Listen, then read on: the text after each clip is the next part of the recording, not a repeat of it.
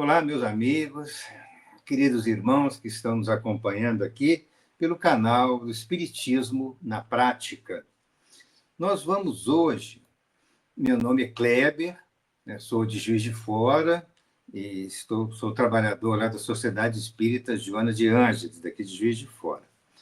Hoje nós vamos conversar um pouco sobre um capítulo do livro Nosso Lar. E este capítulo, o livro Nosso Lar, naturalmente, muitos de vocês conhecem, né? Esse aqui, meu livro é mais antigo, é a capa mais antiga dele. É o primeiro livro da série André Luiz.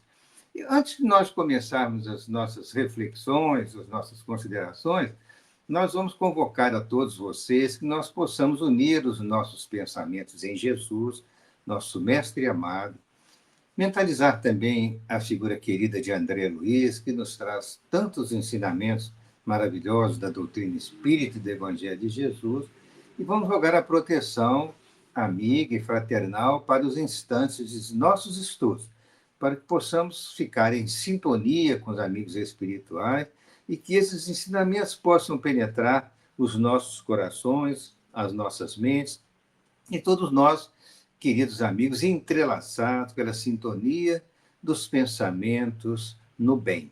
Agradecido por esta oportunidade de estudo e de aprendizado, rogamos a Jesus que permaneça conosco hoje e sempre. Pois bem, voltando às nossas considerações, o livro Nosso Lar. O livro Nosso Lar, acredito que muitos de vocês, evidentemente, o conheçam, já tenham lido, e para aqueles que não tiveram a oportunidade de lê-lo, a gente diz, olha, vale a pena ler, porque é um livro muito interessante. Ele é o primeiro da série André Luiz, ele apresenta o mundo espiritual que é da colônia Nosso Lar, que é uma grande cidade espiritual, residem lá mais de 1 milhão de espíritos, e é uma colônia nas proximidades da Terra. Então, nós, ao ler Nosso Lar, nós ficaremos compreendendo como que é o mundo espiritual nas proximidades do planeta Terra. E esse aprendizado, através da leitura do Nosso Lar, é muito importante para todos nós, que amplia os nossos horizontes culturais do mundo espiritual e do comportamento, das ações dos espíritos em benefício tanto daqueles que sofrem no mundo espiritual vizinho, como também em benefício dos espíritos sofredores aqui da Terra. Então, há todo esse entrosamento das colônias espirituais com o mundo dos encarnados. Em relação ao estudo de hoje, é interessante nós referirmos para vocês que nós vamos falar alguma coisa sobre o capítulo 43 do livro Nosso Lar. Ele tem um total de 50 capítulos. O que aborda o capítulo 43?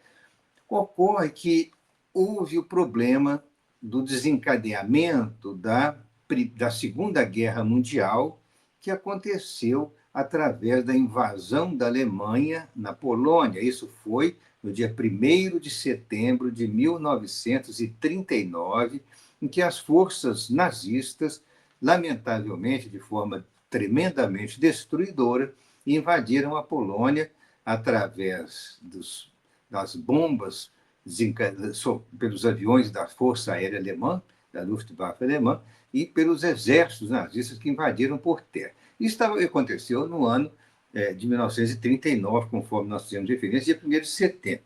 Mas antes, já estavam acontecendo reuniões no mundo espiritual, nas proximidades do planeta, pela preocupação que o mundo espiritual estava tendo com o direcionamento das ideias cruéis dos homens que planejavam as guerras. E com a interferência dos planos inferiores do mundo espiritual, dos planos trevosos do mundo espiritual, em que entidades cruéis também estavam inspirando alguns homens que tinham importância, diretores de países, presidentes de países, ditadores de países que estavam fomentando a guerra, como somente o caso da Alemanha, da Itália e do Japão. Mas o fato é que tendo havido assim, a explosão, explodiu a guerra na Europa, apesar dos esforços do mundo espiritual, espíritos muito elevados explicavam que, olha, infelizmente a Terra vai passar por um sofrimento muito grande pelas ações coletivas de muitos países e muitas criaturas envolvidas com o mal, envolvidas com as ações cruéis de domínio, né, de invasão, de conquista de povos e submeter esses povos pela força. Lamentavelmente, isso, a Terra ia passar realmente pela lei de causa e efeito planetária, ela ia passar por essa situação de uma grande destruição, que seria a Segunda Guerra Mundial, e os historiadores que calculam de maneira assim mais objetiva falam que pelo menos ocorreram 60 milhões de mortes por ocasião da Segunda Guerra Mundial, somadas às mortes em todas as regiões de conflito espalhadas pelo mundo afora. Pois bem, em relação ao nosso lar, houve uma palavra do governador da colônia, né, pedindo às pessoas que tivessem muito cuidado com os pensamentos, que orassem diariamente, pedindo, né, a Deus que amparassem a terra e que todas as pessoas que estivessem disponíveis poderiam trabalhar pelo bem do planeta, ajudando as pessoas que estavam sofrendo naqueles conflitos tremendos. Tanto é que nosso lar, né, através dos seus ministérios, lembrar que a colônia Nosso Lar, ela tem um governador e ela tem 6 ministérios importantes, cada ministério com 12 ministros, totalizando, então, 72 ministros. E André Luiz estava trabalhando no Ministério da Regeneração. Nesta ocasião, houve uma reunião muito importante em que o próprio governador de Nosso Lar falou a todos os trabalhadores do Ministério da Regeneração e todos os outros representantes dos outros ministérios de Nosso Lar estiveram presentes nesta reunião para ajudarem em todos os esforços que seriam desenvolvidos. Pelo menos 30 mil novos cargos estavam sendo, novas vagas estavam sendo criadas de espíritos que iam trabalhar mais diretamente nas fronteiras, né, entre os planos de Nosso Lar e os da área de sofrimento, os planos do umbral e as vizinhanças da Terra, por assim dizer, trabalhariam, de certa forma, ajudando a atender aquela situação do conflito. E aí, depois que o governador terminou sua palestra, ficou lá uma conversação bem agradável, lá no Ministério da Regeneração. E aí, o amigo de André Luiz, que é o enfermeiro Lísias, falou: olha, vamos ali, que eu quero te apresentar ao ministro Benevenuto, que é o ministro aqui da Regeneração. E ele chegou anteontem da Polônia, quer dizer, ele fez parte de um grupo, de uma equipe, foi visitar a Polônia em plena situação da conflagração da guerra, nas zonas de sofrimento, nas zonas de destruição, uma coisa realmente muito triste. E aí o Ulisses apresenta o ministro Benevenuto, André Luiz, o ministro recebe o André Luiz assim, com muito carinho, vamos ficar aqui no grupo, aqui na conversação e tal. E aí eles perguntaram ao ministro, mas como é que foi lá a questão da visita à Polônia? Ele diz assim, olha, muito doloroso o quadro que vimos, comentava o ministro Benevenuto em tom grave, né, habituados ao serviço de paz na América, nenhum de nós imagina o que fosse o trabalho de socorro espiritual nos campos da Polônia. Tudo era obscuro e muito difícil.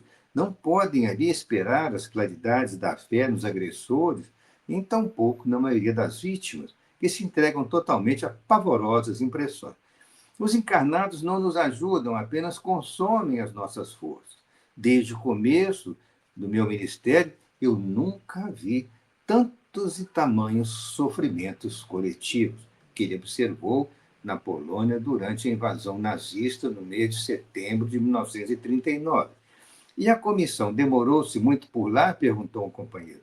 Todo o tempo disponível, disse o ministro. O chefe da expedição, que era do colega do Ministério do Auxílio, julgou que era conveniente permanecermos exclusivamente ligados à tarefa para enriquecermos observações e melhor aproveitarmos a experiência. Com efeito, as condições não poderiam ser melhores. acredito que a nossa posição está muito distante da capacidade extraordinária de resistência dos abnegados servidores espirituais que ali se encontram de serviço. Todas as tarefas de assistência imediata funcionam perfeitamente a despeito do ar asfixiante, saturado de vibrações destruidoras. Então, o ministro Benevenuto, descrevendo para os amigos ali que estavam na conversação no Ministério da Regeneração, explicando, né, a destruição pavorosa que estava ocorrendo na colheita, e observando o lado espiritual, porque está vendo a situação dos encarnados em sofrimento ali, nas batalhas, as mortes coletivas que ali aconteciam, porém, ele está observando do lado do mundo espiritual também a intervenção tanto dos espíritos amigos, trabalhadores, que eram muito dedicados e abnegados, todas as tarefas de assistência funcionavam perfeitamente, e o campo de batalha, que é a parte invisível aos irmãos terrestres, é um verdadeiro inferno de indescritíveis proporções. Nunca, como na guerra, evidencia o espírito humano a condição de alma decaída, apresentando características essencialmente diabólicas. Vi homens inteligentes, instruídos, localizarem com minuciosa atenção, precisão, determinados setores de atividade pacífica e direcionar os bombardeiros, bombas de alto poder explosivo, direcionadas para a destruição das cidades, dos edifícios, de todas aquelas construções maravilhosas que existiam em Varsóvia, capital da Polônia, construções lindas que duram anos para serem levantadas, destruídas em questão de minutos. Né? Aos fluidos venenosos da metralha casam-se as emanações pestilentas do ódio e tornam quase impossível qualquer auxílio. O que mais nos entristeceu, porém, foi a condição triste dos militares agressores, porque quando algum deles abandonava as vestes carnais, ele era compelido pelas circunstâncias, envolvidos por entidades das trevas, eram dominados por forças tenebrosas que fugiam dos espíritos missionários, chamando-lhes a todos fantasmas da cruz. Quer dizer, pobres dos agressores. Na verdade, numa guerra, nós temos os agressores e os agredidos. Nós temos aqueles que declararam a guerra, invadiram um país soberano, e temos os agredidos que estão lá sofrendo, né, a destruição da guerra imposta pelos agressores. E acontece que a Benevenuto, agora um espírito pergunta lá, um amigo, mas esses que morriam lá, que desencarnavam, aqueles agressores, eles não eram atendidos, assim, recolhidos, para que fossem, digamos assim, orientados, tivessem um esclarecimento justo? O Benevenuto falou, olha, será sempre possível atender aos loucos pacíficos no lar, mas que remédio se reservará aos loucos furiosos, senão o hospício? Não havia outro recurso para tais criaturas senão deixá-las nos precipícios das trevas, onde serão naturalmente compelidas a reajustar-se, dando ensejo a pensamentos dignos. É razoável, portanto, que as missões de auxílio recolham apenas aqueles que estão predispostos a receber o socorro elevado. Ou seja, de um modo geral, os agressores, que agiam com muita crueldade, eles desencarnavam e eram levados pelos seus comparsas aos planos inferiores de sofrimento na espiritualidade. Eles, então, continuariam um sofrimento terrível, junto com os seus espíritos cruéis que os estavam ali inspirando nas atividades destrutivas da guerra. Porém, aqueles que desencarnavam, que eram os agredidos e que estavam em condições de serem devidamente orientados, retirados dos seus corpos destruídos e levados ao tratamento adequado no mundo espiritual, esses sim, né? Então, como ele diz aqui, ó, é razoável, portanto, que as missões de auxílio recolham apenas aqueles que estão predispostos a receber o socorro elevado. Os espetáculos entrevistos foram, portanto, demasiadamente dolorosos, por muitas razões. Aí diz um amigo lá, mas é impressionante como que a Europa, né, tantos patrimônios culturais, se tenha envolvido em semelhante calamidade. Aí o ministro fala, olha, falta de preparação religiosa, meus amigos, definiu o ministro com expressiva inflexão da voz. Não basta ao homem a inteligência apurada, é de necessário iluminar os raciocínios para a vida eterna. As igrejas são sempre santas nos seus fundamentos. O sacerdócio também será sempre divino, quando cuide essencialmente da verdade de Deus. Mas o sacerdócio político jamais atenderá à sede espiritual da civilização. Então, quando os religiosos se envolvem na política de baixo nível, aí vai haver realmente, né, um problema muito grave de comportamento das criaturas. Sem o sopro divino, as personalidades religiosas poderão inspirar respeito e admiração, não, porém, a fé e a confiança.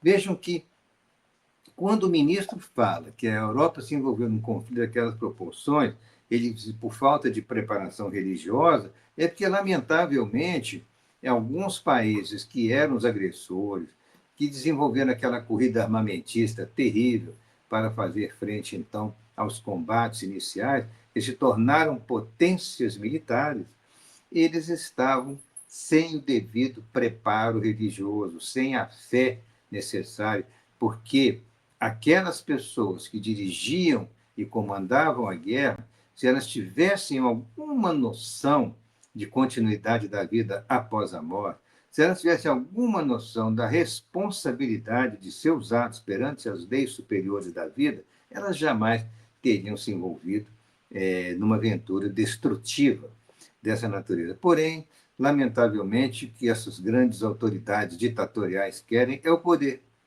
é exercer o poder pela força sobre o seu próprio povo e sobre os povos conquistados.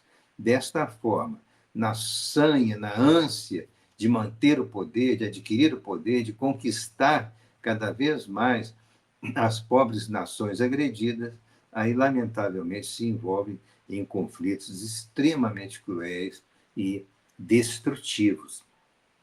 E aí um companheiro lá pergunta, mas o espiritismo, né? Não surgiram nas primeiras florações doutrinárias na América, na Europa, há mais de 50 anos? Quando ele fala que há mais de 50 anos, lembremos que eles estavam falando ali do ano de 1939. Então, quando fala mais de 50 anos, está se referindo à segunda metade do século XIX, quando, de fato, o Espiritismo surgiu na Europa e se espalhou também pelo mundo em geral. Aí ele responde beneficamente o seguinte: olha, o Espiritismo é a nossa grande esperança. E, por todos os títulos, o Espiritismo é o consolador da humanidade encarnada. Mas ainda a nossa marcha é muito lenta. O Espiritismo, sem dúvida, é uma dádiva sublime para todos nós, mas para a qual a maioria dos homens ainda não possui olhos de ver. Porque a esmagadora porcentagem dos aprendizes novos aproxima-se do Espiritismo, é uma fonte divina verdadeiramente, mas copiando antigos vícios religiosos. Eles querem receber proveitos, mas não se dispõem a dar coisa alguma de si mesmo. Invocam a verdade, mas não caminham ao encontro dela. Isso é uma coisa muito interessante, essa observação do ministro, que o Espiritismo já estava produzindo alguns de seus frutos nesta ocasião, mas, em especial, desenvolvendo-se mais no Brasil, em terras americanas, mas não tanto na Europa, embora o Espiritismo tenha surgido na Europa, com Allan Kardec na França, o codificador do Espiritismo, mas não a mentalidade materialista, eminentemente materialista da Europa, a busca, a sede pelo poder, pela conquista, né? Leis muito graves, muito ditatoriais, leis punitivas severas, levavam nações a agirem de forma muito cruel e muito agressiva. E a corrida armamentista, então, se formava com mais facilidade. Desde a Primeira Guerra Mundial, que a Alemanha ela própria foi, né, ela perdeu a Primeira Guerra Mundial, sabe, ela não chegou a ser invadida. Houve acordos, depois ela teve uma nova corrida armamentista, a partir de 1939, desenvolveu a Segunda Guerra Mundial, foi mais destrutiva ainda que a Primeira, e a nação coletivamente pagou um preço altíssimo, porque ao final da Segunda Guerra, por volta aí de 1945, ela estava inteiramente destruída, suas principais cidades, suas estradas, suas ferrovias, as pontes, toda a infraestrutura do país, as fábricas, tudo estava profundamente destruído, os próprios campos que poderiam fazer, né, as plantações e as colheitas, muitos deles estavam prejudicados, e a nação sofreu terrivelmente as consequências da guerra. E o Espiritismo, ele surge como uma promessa para o mundo, mas, lamentavelmente, os homens ainda não tinham amadurecido, nós estamos falando de algo, né, 80 e tantos anos atrás, ainda não estavam bem amadurecidos para compreender as verdades do Espiritismo, e se a pessoa vai ao Espiritismo para buscar algo em proveito próprio, ela não está no bom caminho.